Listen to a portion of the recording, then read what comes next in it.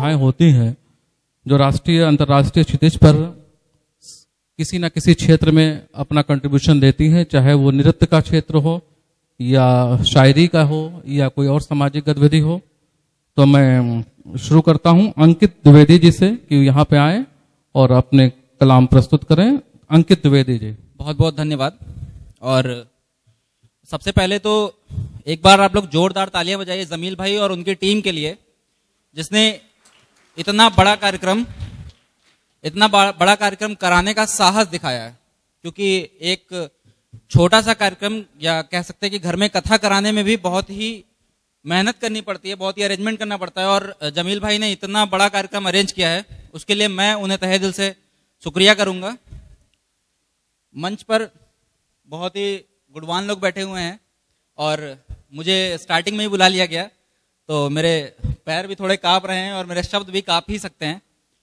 और अपना परिचय देते हुए मैं 2 पंक्तियां पढ़ूंगा। हाँ, तो वही तो, अब अगर मैं आउट हो गया तो टीम का बीच वाला जो हिस्सा होगा थोड़ा गड़बड़ हो जाएगा। तो 2 शब्द मैं अपने परिचय में पढ़ता हूं कि हाँ, माहिर तो हूं पर लोगों को अपना बनाने में, क्योंकि अंकित हूं तो लिखता हूं और अनल हूं इसलिए आग सा बेमेल। वैसे मैं देख रहा हूं कुछ लोग फोटो खिंचाने में थोड़ा बिजी हैं, तो कार्यक्रम अगर यहां पर कोई खड़ा है तो उससे ज्यादा जिम्मेदारी आगे वालों की होती है, क्योंकि श्रोता जरूरी है वक्ता से ज्यादा।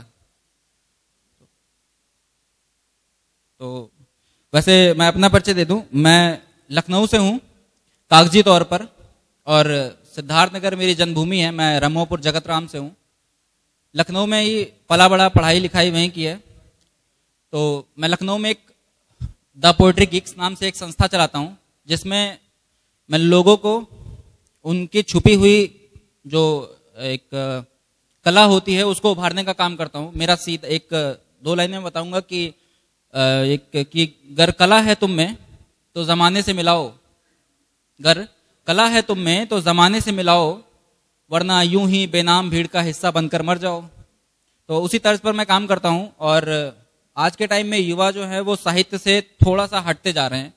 मोबाइल के दौर में, थोड़ा सा इलेक्ट्रॉनिक चीजों के दौर में हम साहित्य से या किताबों से दूर होते जा रहे हैं।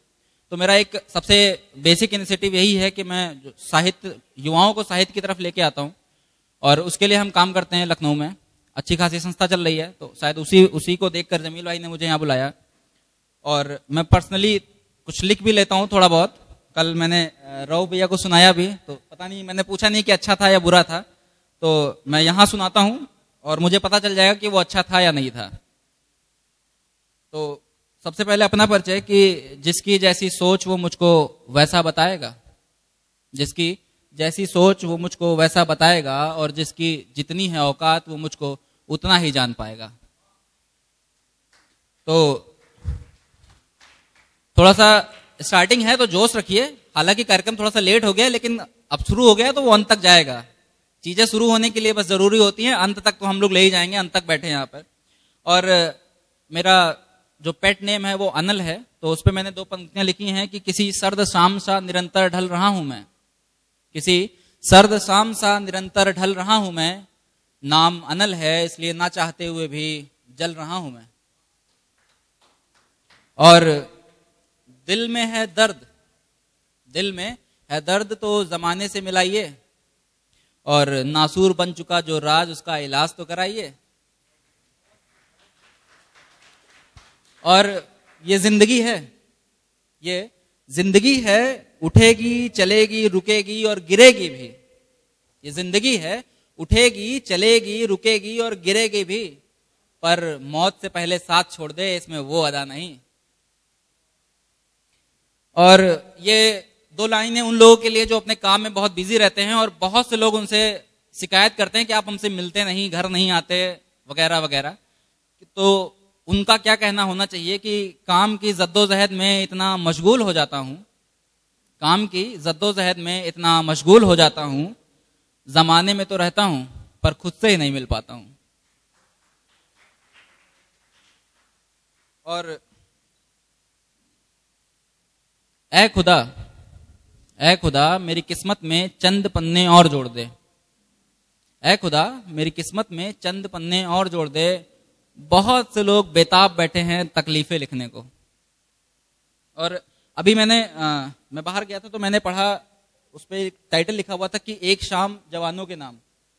तो अभी हमारे 40 जवान शहीद किए गए जो हमला हुआ उस पर, तो मैंने कुछ उस पर लिखा हुआ था, तो मैं आपको वो सुनाना चाहूंगा। हालांकि मैं बहुत अच्छा नहीं लिखता, तो कुछ गलतियां हो तो मुझे अकेले में बताइएगा, वरना यहाँ बेइज्जती हो जाएगी मेरी। तो मैं पढ़ता हूं कि आंखों में आंसू रुका, आंखों में आंसू रुका कलम रुकी जवानों पर, आंखों में आंसू रुका कलम रुकी जवानों पर, भ्रम में हूं धीर लिखूं या गीत लिखूं दीवानों पर। और प्रेम की लेखनी में भी आज अजब सी नमी आ गई। कुमार विश्वास साहब ने भी 4 पंक्तियां उन जवानों के लिए लिखी बहुत ही गमगीन तरीके से। तो उस पर मैंने लिखा कि प्रेम की लेखनी में भी आज अजब सी नमी आ गई, और घर में ही पाले हैं गद्दार, ये देखकर उसमें भी गमी आ गई। जो शीश नहीं झुकता वो गद्दारों ने झुका दिया, घर में ही हमला करके उसने मां के दिल को जला दिया। और माफ नहीं करेगा भारत इन कुत्तों की नामर्दी को, बहुत सह लिया हमने अब जगह नहीं हमदर्दी को। पीठ पे किया है हमला तूने, सीने पर तू खाएगा, और तेरे जैसे नामर्द नहीं हम इसका प्रमाण तू पाएगा। और सबक सिखा देगी सेना तुम जैसे नापाकों को, घर के भेदी भी जाएंगे और मौत मिलेगी आंखों को।